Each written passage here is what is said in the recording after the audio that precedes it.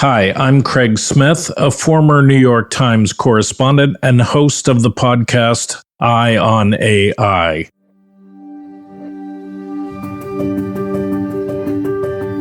I'm also a special government employee at the National Security Commission on Artificial Intelligence. And in this role, I'm serving as the host for NSCAI's podcast series on the Commission's work. This is the second episode of 6, looking at the Commission's second quarter recommendations to Congress. In the 2019 National Defense Authorization Act, the Congress established the National Security Commission on AI to consider the methods and means necessary to integrate artificial intelligence into the national security and defense needs of the United States. In this week's episode, I talked to Jason Matheny, an NSCAI commissioner who has spent his career in disease control and national security and now leads a think tank at Georgetown University focused on the intersection of technology, policy, and national security. We spoke about his line of efforts recommendations regarding export controls for sensitive technology and the difficult problem of protecting algorithms and data. I hope you find the conversation as fascinating as I did.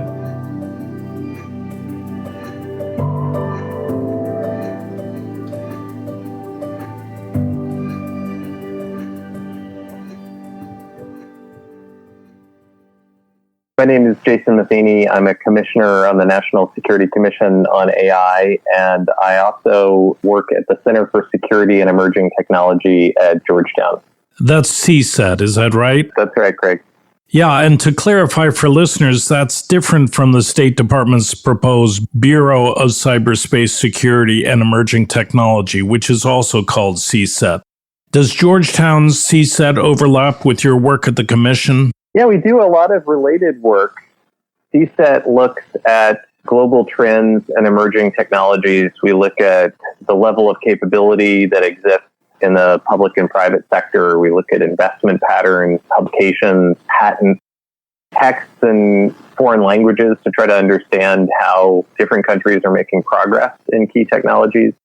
And then we also look at the way that U.S. policy can help to sustain leadership in different technologies, whether it's in workforce policies or technology standards or alliances with our other democratic allies.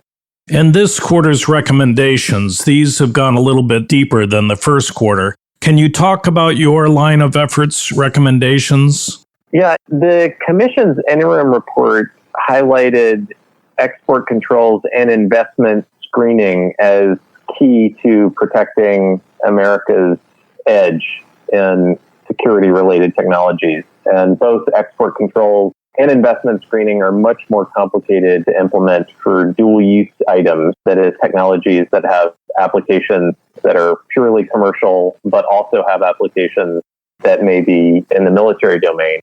It's a difficult balance for the government to make. You need the policies to both prevent critical technologies from falling into the wrong hands, but not cause such harm to U.S. industry so as to undercut U.S. competitiveness.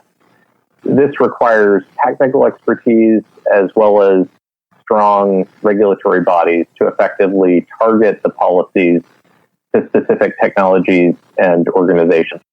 The recommendations say that the government lacks sufficient technical capability to identify new policies and analytical capability to enforce those policies, especially on dual-use goods. And I spoke to Mignon Clyburn about the efforts to increase the digital workforce in government. But on export controls and that sort of thing, you really need a very high level of technical expertise. Can you talk a little bit about why there is not that technical expertise, particularly for these technologies? And how can you go about getting that technical expertise? It's hard for government in general to draw in quickly the expertise that predominantly exists in the private sector, either in academia or in industry. And, it just takes a long time to bring that kind of talent into the government. There are high opportunity costs for the people who have the technical expertise. They can be making a lot of money in the private sector. So typically the best approach is not to require that the U.S. government hire a ton of experts directly into the government, but that we develop mechanisms that allow the government to access technical expertise where it already exists and be able to get their advice in a way that's more agile. One thing that we highlight in our report is the need to be able to access talent that exists in the federally funded research and development centers and the university-affiliated research centers. So organizations like, the National Labs or the Applied Physics Laboratory at Johns Hopkins or MIT's Lincoln Laboratory, those are really extraordinary concentrations of technical talent that the U.S. government has access to. And we should be leveraging that talent and getting their advice on topics like export controls and investment screening. Yeah, and we'll talk about how you draw on some of that talent in a minute. But one thing that interested me, as you say very clearly, is that the recommendations are weighted toward executive orders. Is part of the problem that there doesn't exist sufficient technical expertise among the congressional staff to move quickly on those recommendations? Congress has access to expertise that exists within the Congressional Research Service and the GAO. So I wouldn't say that they don't have access to technical expertise. I think with a lot of these controls, when you get down into the details, that's where you need technical experts to weigh in. And in the executive branch, some of this is addressed by having external advisory committees. So, for example, I serve on one of the advisory committees for the Department of Commerce related to export controls on emerging technology. And it's a group of experts who have a broad range of backgrounds, including AI, but also biotech and semiconductors and advanced manufacturing. And we're asked for our opinions about pending controls. I think that's the right sort of approach, but given the pace of technological change, you want to make sure that each of the parts of government that needs to make high consequence decisions about technology has access to expertise that exists in the private sector, which is really why we recommended a stronger, more agile connection to the FFRDCs and UARCs. You recommend executive orders to implement certain recommendations rather than legislative language for the National Defense Authorization Act, for example. Is that simply because it's faster to work through executive orders and the legislation will catch up? No, I think really it's because many of the changes that are needed on export controls are not changes that require legislation, but are instead changes in regulation, which fall within the executive branch. Congress has already taken the important steps of passing the Export Control Reform Act, or ECRA, as it's called, of 2018, and the Foreign Investment Risk Review Modernization Act, or FIRMA, in 2018. But the implementation of both of those laws remains unfinished, and that really is the responsibility of the executive branch. I think the most important next step is identifying those emerging and foundational technologies to be controlled as required by ECRA. Our report calls on Commerce to complete that list and provide some timelines through the executive order. The reason I ask that question is you note that the Commerce Department has yet to identify any emerging or foundational technologies mandated by ECRA, by the Export Control Reform Act. And Commerce is a part of the executive branch. It's part of the cabinet. So I was wondering whether there's a concern about attention being paid to this through the executive or the speed at which it's being addressed through the executive. Is there any reason why Commerce has been slow on that? Is that a question of having adequate access to technical expertise?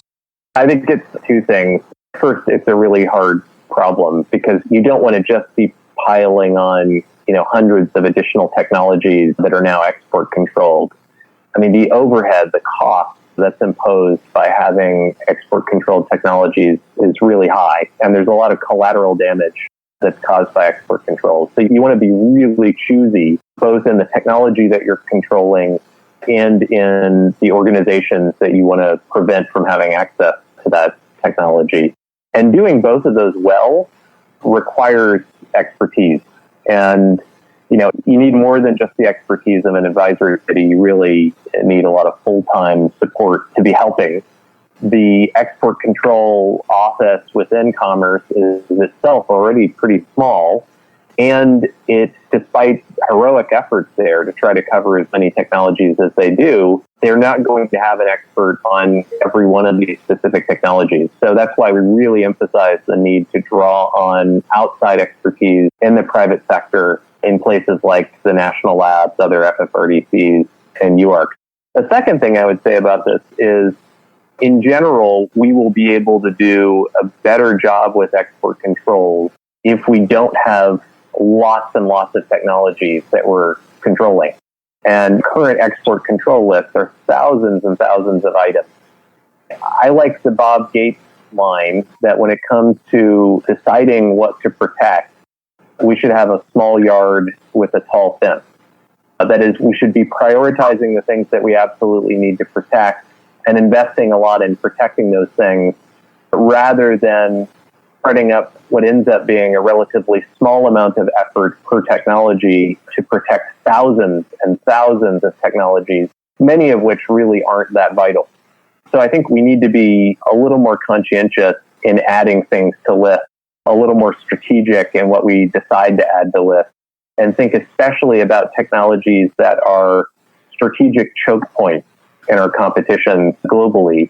That is, technologies where the United States and its allies have an asymmetric advantage in controlling a certain part of a supply chain that's really key to a technology that matters. That's one of the reasons why we highlighted semiconductor manufacturing equipment in our report, because it turns out that it's a choke point in the entire semiconductor supply chain that the United States and two of its allies control more than 95% of.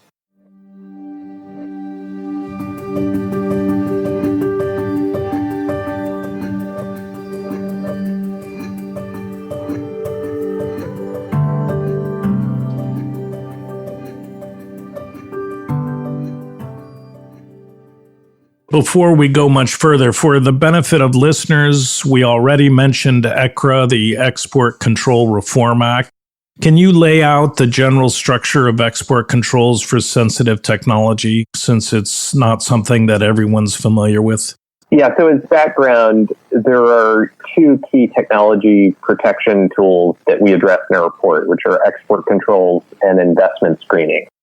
And together, those two sets of tools help prevent the transfer of strategically important technology or know-how to competitors.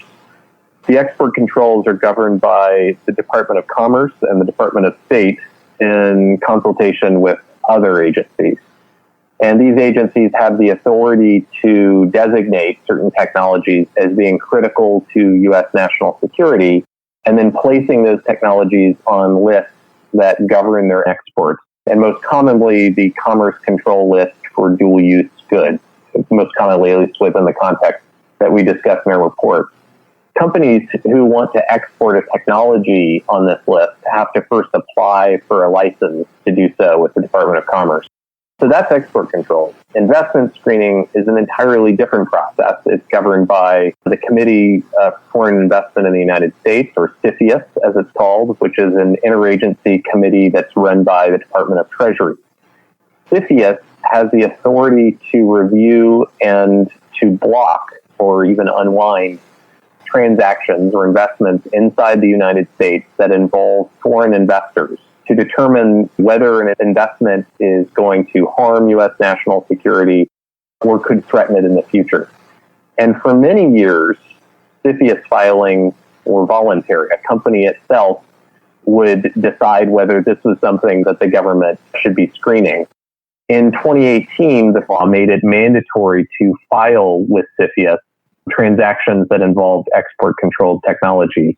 So that substantially expanded the oversight of CFIUS on investment in technology. And this is really only practical if, while you expand CFIUS, you also contract export control, because there simply is not enough human eyeballs within or outside of government to both review every transaction for every export-controlled technology. It's just impractical. So we, again, have to prioritize, and that's something we really highlight in our report. That's very helpful. Thanks for that. We talked about the need for subject matter experts. That takes a lot of time for academics or people at the national labs. Would there be specific funding for that, or are you relying on the goodwill of these institutions to participate? Well, these institutions have lots of goodwill, but they do need to be paid for doing this type of work.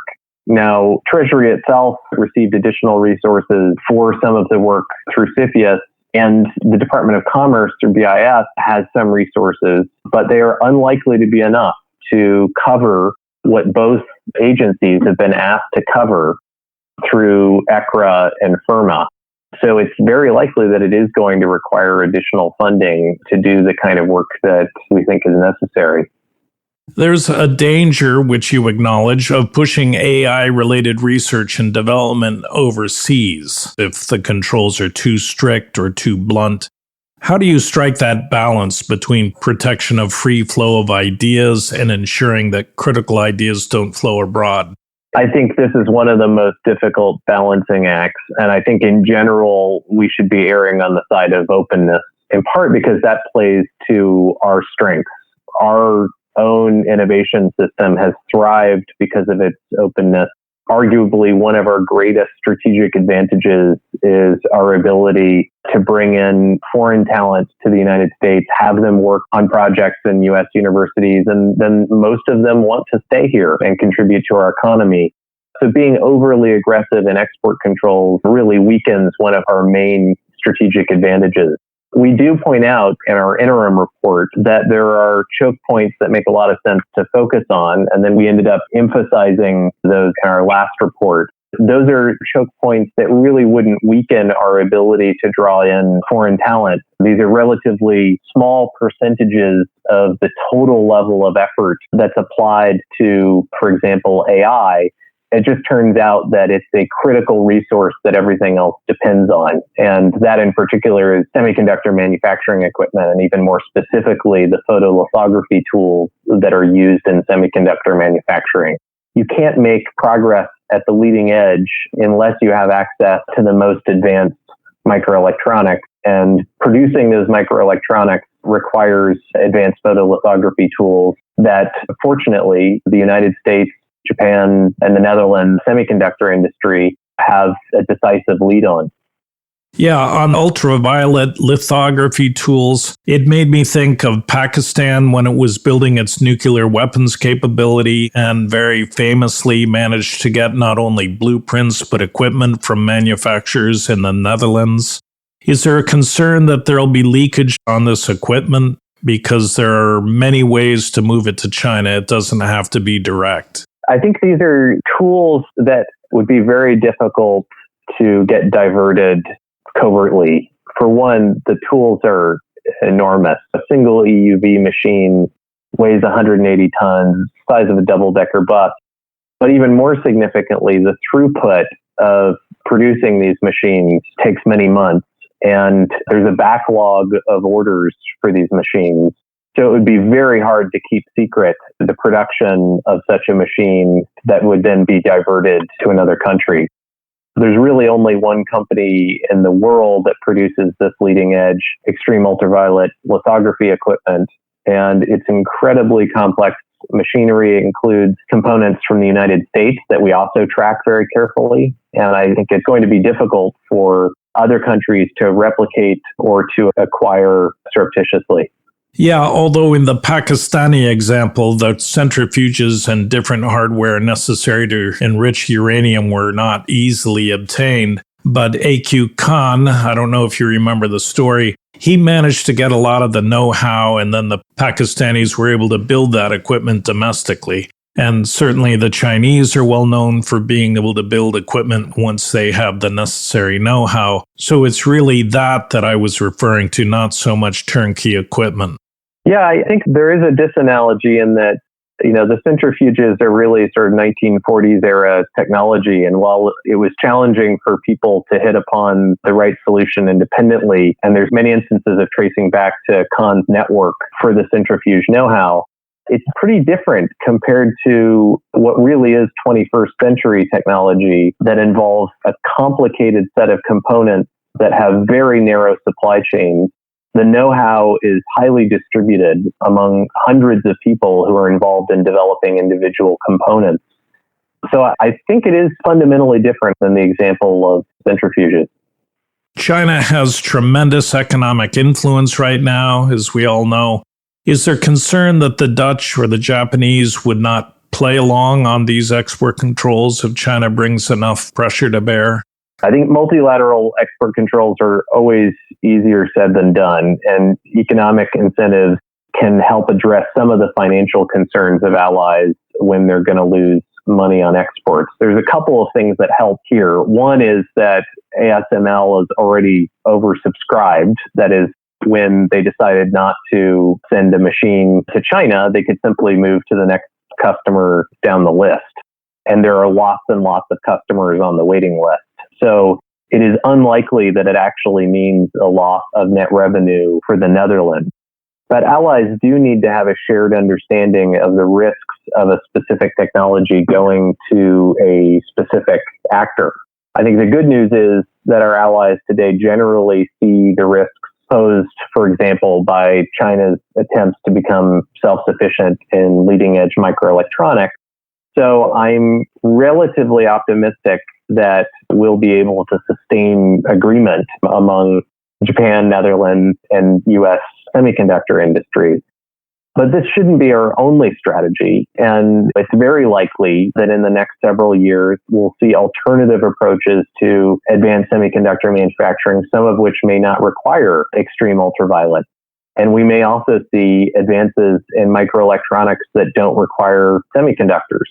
So we really need to do as much on the promote side of technology development as we do on the protect side to control that technology development. That is, we need to be investing in research and development and commercialization so that U.S. companies and the companies of allies remain at the leading edge.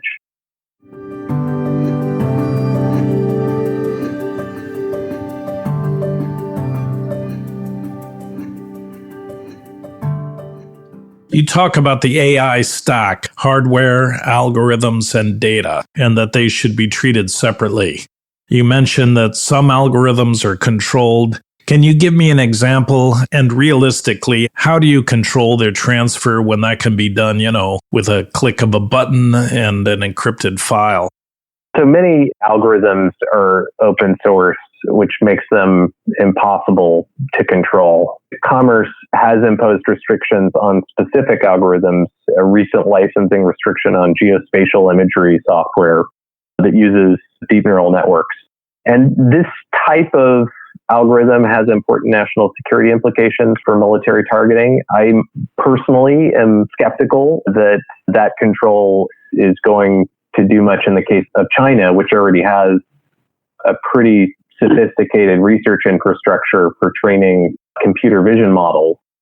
But I think the Department of Commerce was trying to identify what are fairly specific algorithms that might make sense for controls.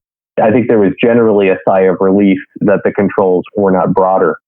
The vast majority of AI algorithms are dual use, so their availability to the general public makes it extremely difficult to control. And, realistically, even proprietary code could still be transmitted illegally. So I'm not very optimistic about controls that are placed on algorithms. And the example you mentioned, what was that algorithm? These were deep neural networks for geospatial imagery software. And these controls are on the entire class of geospatial imagery software. Well, that's interesting. So in the flow of business, you're depending on private companies. Is there a way to ensure that they're not transferring something that falls under a control? Because it's not like shipping stuff through customs where anyone sees it. How do you track what algorithms are being sent over the internet to another country?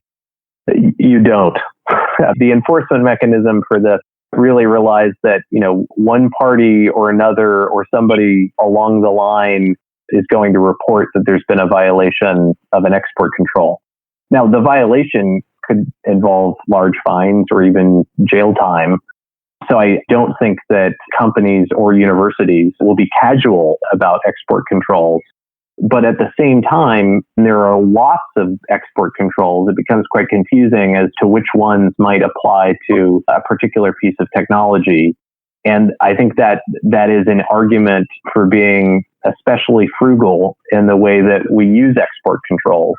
Having worked on the university side, when a university office is trying to determine whether a technology that they're developing in a laboratory in the university is export controlled, whether it represents fundamental research, whether they can have foreign nationals work on that technology, which in many fields is the bulk of students within the lab.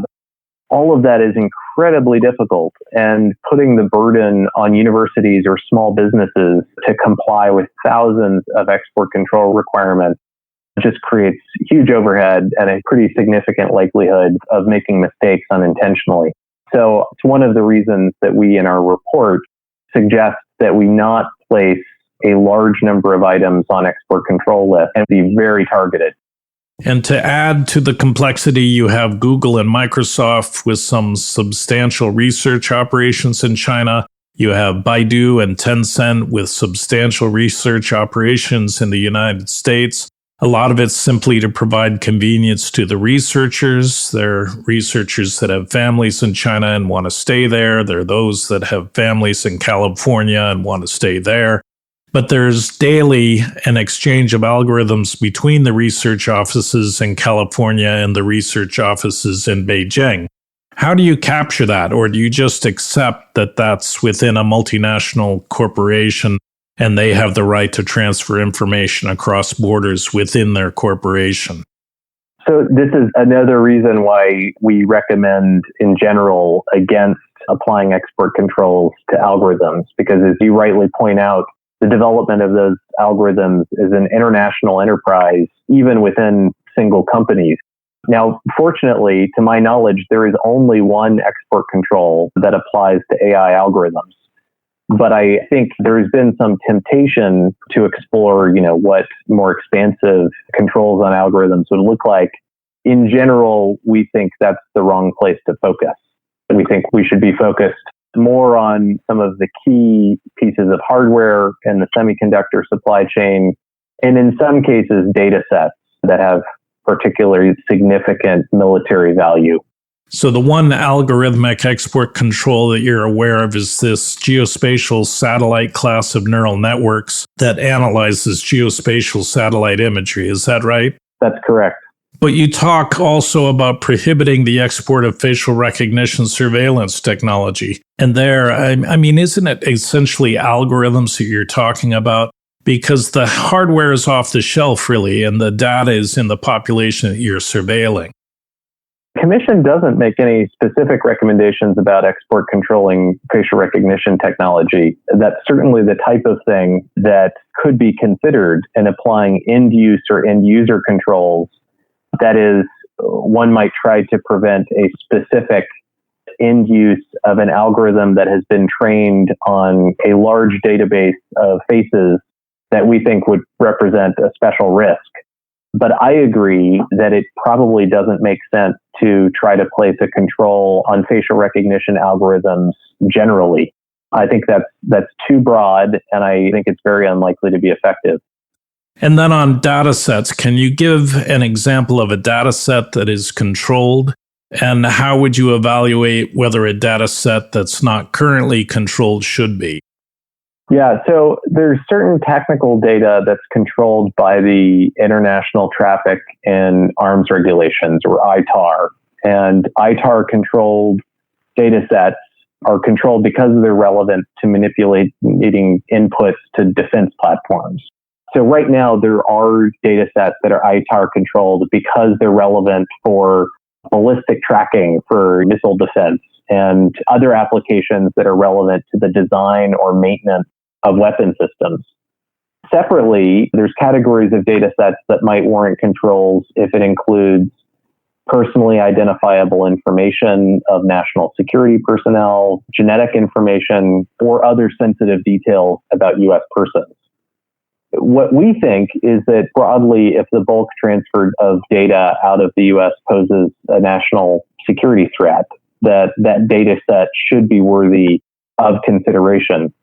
it's really difficult to categorize in advance which data sets one needs to be especially worried about. There's a reference in the recommendations to protecting AI-enabled data. In other words, weights in neural networks and AI-enriched data as potential future targets of export control. It's hard enough to regulate algorithms, but when you get into regulating the weights in neural networks, I just can't imagine having a system that could, or a cohort that's qualified to even know what's in a file of weights. I mean, it's just numbers, you know what I mean? I think in general, most of these controls don't really have a foolproof enforcement or verification scheme, right? Like having somebody look at a file that's actually full of geospatial data, you wouldn't necessarily know that, right? I mean, fundamentally, it's just a bunch of ones and zeros. The same thing for model weight. You could have, a 1 billion parameter model that's been trained on some data set, and seeing 1 billion weight in a file, it's going to be hard for somebody to interpret that for the purpose of enforcement. The reason why we really highlight semiconductor manufacturing equipment is it is in such a separate category from data or weight. The controls that one would apply to algorithms or the weights that come from training, those controls are going to be very difficult to know when to apply, how to apply them, how to enforce them once they've been applied. I mean, just for completeness, to explain why it is that you might think about these models' weights as being controlled, the idea is that in many cases, the key enabler for an AI model isn't the full data set, but rather the model weights that are the output of a network that's taken a lot of effort to train on a data set, possibly a lot of compute. And so the logic is, maybe you don't need to protect the data set as much as you need to protect the trained model or the model weights that are part of the trained model. There is a logic to that. But again, I think the difficulty of enforcing these kinds of export controls is immense. I had a question. You could require all transnational sharing of data to be done through federated learning, so the data never leaves the US or never leaves its home country. But the models would be sent out and trained and the weights sent back, and then you would update the model, that sort of thing. Is that relevant? It is. And I mean, thank you for bringing up the topic. I mean, I think federated learning, which is one class of approaches to dealing with this issue of how to train models on data sets that you might not want to centralize, it's a really exciting area for research and development, and there's lots of interesting opportunities to apply it right now in some cases of AI. Right now, the computational cost of using federated learning rather than learning on centralized data, it's about a tenfold penalty that you pay. So you'd want to use that in cases where you really don't want to centralize data for some reason. And you'd still want to be able to control how the data are exported by you and your allies. But I do think that investments in federated learning, other sort of approaches to privacy, preserving computing, partially homomorphic encryption, the crypto nets work that Microsoft has done, those are really exciting areas for investment, and they would solve a range of problems related to privacy and security that are important. Just on foreign investment into U.S. companies that produce sensitive technology, how do you ensure that you're distinguishing between investments from friendly foreign countries and countries of special concern? There's already a problem of China hiding behind front companies in friendly countries in order to make investments in the U.S. It's not always easy to untangle who the ultimate benefactor of investment is. That's a really good point. Our recommendations focus on increasing scrutiny on investors from countries like Russia and China while speeding up the process for countries that are allies and have solid investment screening regimes. But our legislative proposal that we include in our report is flexible and permits Treasury to designate additional countries of special concern through the regular notice and comment period that Treasury uses. This flexibility allows CFIUS to adapt as tactics change, and especially if investors in China begin moving money through third-party nations. And I think this is a cat and mouse game in that for every defense that we develop a few years later, you're going to see some way of circumventing that defense.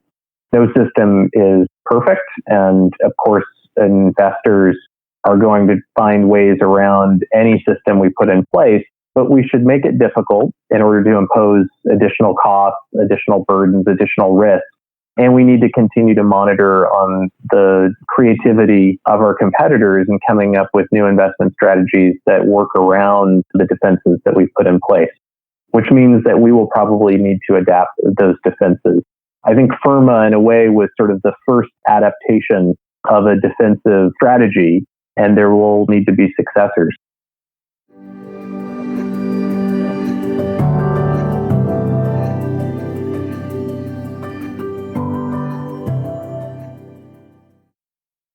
These recommendations address a very difficult problem and one that will never be solved completely or for the long term.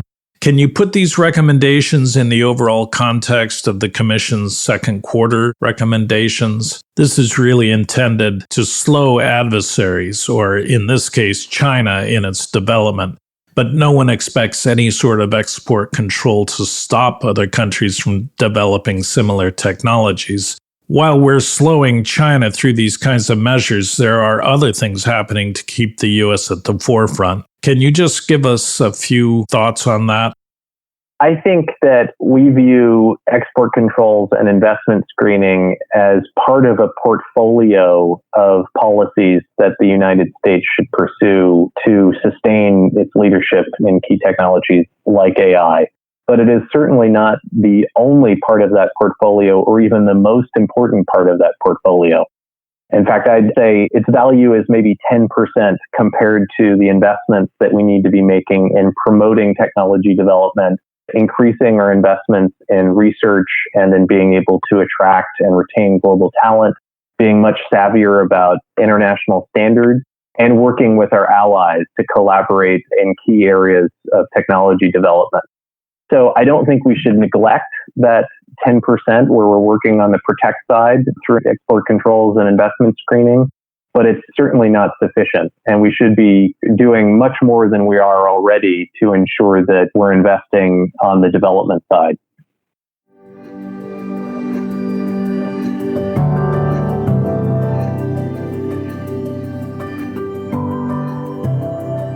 That's it for this week's podcast. I want to thank Jason for his time.